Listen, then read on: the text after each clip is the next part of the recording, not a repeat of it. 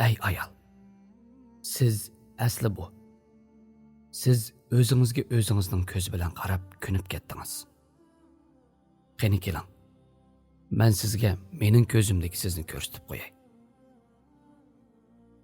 Havo onamizning yaratilishi xabar keldi. Alloh taolo Odam alayhisalomni yaratib jannatga o'rinlashtirdi. Odam alayhisalom jannatda yolg'izlik his qildi.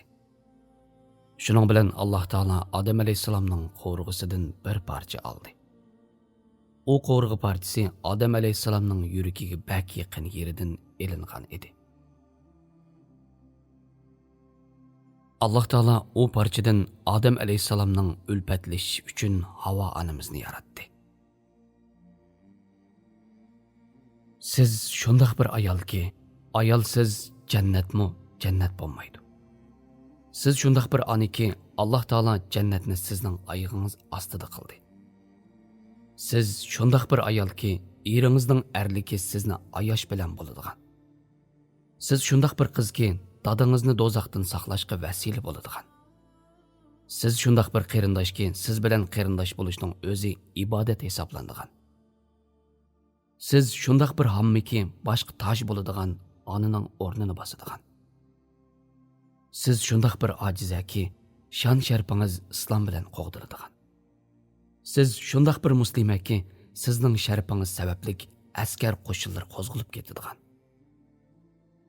Bir muslima ayol bir qatim haqoratga uchrab, "Qutqizinglar" deb to'g'ridi.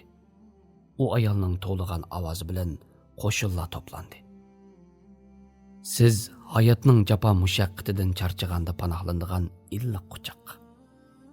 Siz nozukligingizga qaramay, biz gezi kelganda tayindigan asa. Siz haqiqiy erlarni va botir qahramonlarni yetishtirguchi.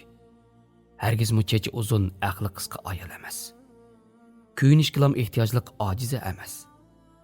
Siz jamiyatning yerimi. Siz jamiyatning yerimini tug'isiz, qolgan yerimini tarbiyalaysiz. Har bir sizdan dunyoga keladi. U dunyoga kelishdan burun qo'rsiqingizdagi to'ralmaydi. Sizning badaningizdan, sog'lig'ingizdan oziqlanadi. Har qanday podshoh, rahbar, mutafakkur, boy, muvaffaqiyat qozong'uchining hammasi o'z vaqtida sizning qorningizdagi bir parcha go'sht edi. Har qanday payg'ambar sizning qo'lingizdan chiqqan. Har qanday katta ishlarni siz vujudga chiqardingiz.